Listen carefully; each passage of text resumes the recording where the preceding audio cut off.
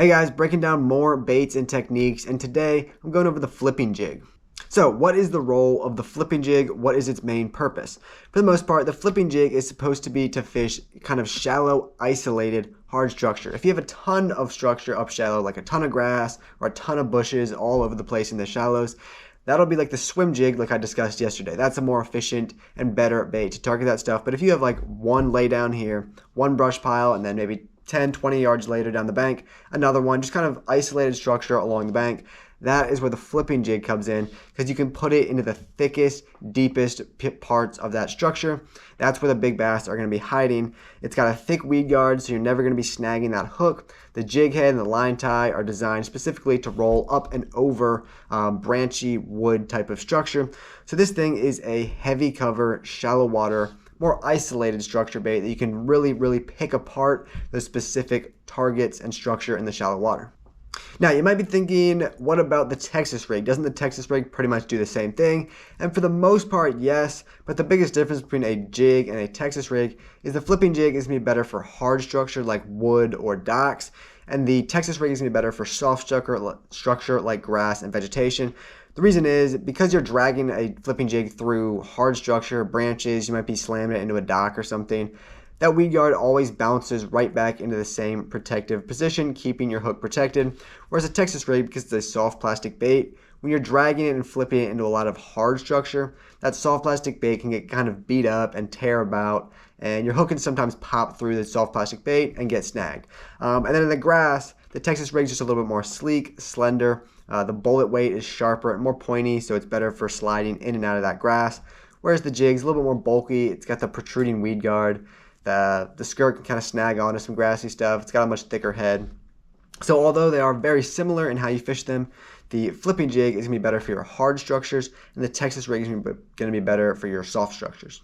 So how are you going to retrieve this bait? Well, the retrieve is super simple because you're just flipping it into one target-oriented piece of structure, giving it a couple hops pretty much, maybe a light drag, hop it and whatnot until it leaves that piece of structure, and then just reel it back in and prepare for your next flip, your next cast. You just flip it all around the structure, doing the same thing until you've pretty much fished the entire piece of wood or the entire dock, whatever you're targeting. You just flip it in, give it a few hops until the bait leaves that structure. Repeat that until you've covered the whole thing, and then move on to the next piece of cover.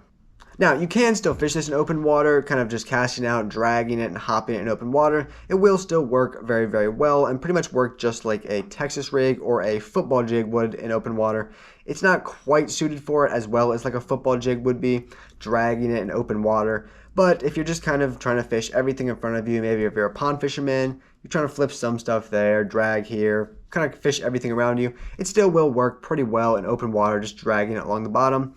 Not quite as well as like a football jig or Texas rig might be, but well enough that you can definitely fish it in some open water if need be, just dragging it and hopping it along the bottom, pretty much imitating a crawfish. Now, when are you going to fish a flipping jig? When it comes to seasonality, this is one of the only true year-round baits. And the reason is, no matter what month it is, no matter what the water temperature is, there's always going to be bass in shallow wood, shallow hard structure. It just holds bass all year round. Of course, in the warm months of the year, there's going to be more bass up shallow. That's just the nature of it. But even in the dead of winter, you're going to be able to find some bass here and there up under wood in the shallow water. So because this bait is really meant for targeting that shallow water wood, that shallow water cover, it's going to be able to catch bass all year round because you're always going to be able to find bass in there. Now, when talking about the sizes of jigs, what kind of size flipping jig should you get? And when I say size, I really mean weight. What weight should you get? For the most part, I use a 3/8 ounce weight, probably like 80% of the time. The heaviest I'll ever go is a 1/2 ounce, and the only time I really go to that is if it's really windy and I need a little bit extra weight just to cast and flip more accurately with the wind also blowing. But for the most part, I like a 3/8. I just think it handles really well. It's not too heavy, not too cumbersome, but it's still heavy enough I can flip it and cast it accurately enough. I think the fall rate is really good. It doesn't bury itself too much in the dirt when it does reach the bottom either. So I just personally like the 3/8 ounce, but a 1/2 ounce is also very popular. And if it's a little bit windy, that can also be a great option. Just a little bit extra weight sometimes in the wind helps out a lot. And then when it comes to colors, it's pretty much as simple as it gets. If you've watched any of my other videos, I pretty much generally recommend either a white color, a greenish color, or a black. But with the flipping jig, you can eliminate white altogether. White is normally going to be a shad imitation, and you're never imitating shad. With the flipping jig, it's always going to be either crawfish or bluegill. So really all you ever need is some sort of greenish, brownish color, and then a black and blue jig. The black and blue is going to be for your muddy water because it's a little bit easier to see for the bass in the muddy water. And then additionally, you're really like overcast, rainy, dark days because additionally, it's more visible in that dark water conditions and easier for the bass to see. In your clear water or really sunny days when the bass can see just fine underwater and there's plenty of visibility, that's when you go to your green or browns. This one here has got a bit of orange in it. That's kind of just bluegill often have a lot of orange on the bottom. Crawfish here in Virginia at least a lot of times have some orange on them. But I mean, to be honest, I'm not sure how big of a difference it makes. Pretty much some sort of green, brown color like this one or like this one. This one's a bit darker, but still a greenish, green pumpkin color. That's really all you need. Don't overcomplicate it. Some sort of green or brown and some sort of black and blue. And then when it comes to the trailers to pair up with your flipping jig, you're either going to be using a flapping swimming crawl like this one here, or a chunk/beaver crawl like this one here. The difference is this one right here actually swims and flaps around in the water, has vibration, has resistance, and has action of its own, whereas the chunk or beaver style trailer doesn't swim at all. It just kind of naturally glides along in the water.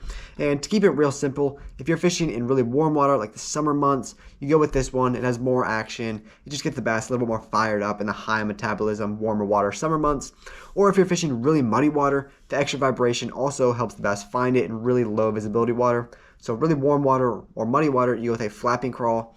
And then if the water's really clear or really cold, you go with a chunk or beaver style crawl that doesn't have any of its own swimming action. The reason is, realistically, it's a lot more natural. Crawfish don't flap their claws around like that, and that's majority what you're imitating with a flipping jig. So this is just a bit more natural in that clear water. It just glides and undulates more naturally like a real crawfish. And the really cold water, generally, not just the bass, but everything moves less. Nothing is really flamboyant and swimming all over the place. Everything just kind of scoots and glides along. So it's a bit more natural and realistic in the cold water as well.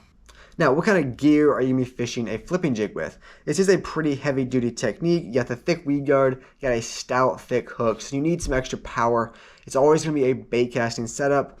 Normally, I like a about 7 foot to 7'2" heavy action bait caster, but a medium heavy will work just fine as well if you don't want to spend the extra money getting a heavy action. Medium heavy is honestly plenty. And then when it comes to the line choice, 17-pound test fluorocarbon is my favorite. You could go down to like a 15 or maybe even up to a 20, some guys like, but I like the 17. That's kind of the perfect middle ground. And then the reason I go with fluorocarbon is that I'm mostly fishing a flipping jig around wood. Like I discussed earlier, the Texas rig will be a little bit better around your grassy stuff, and that's when I would use a braided line.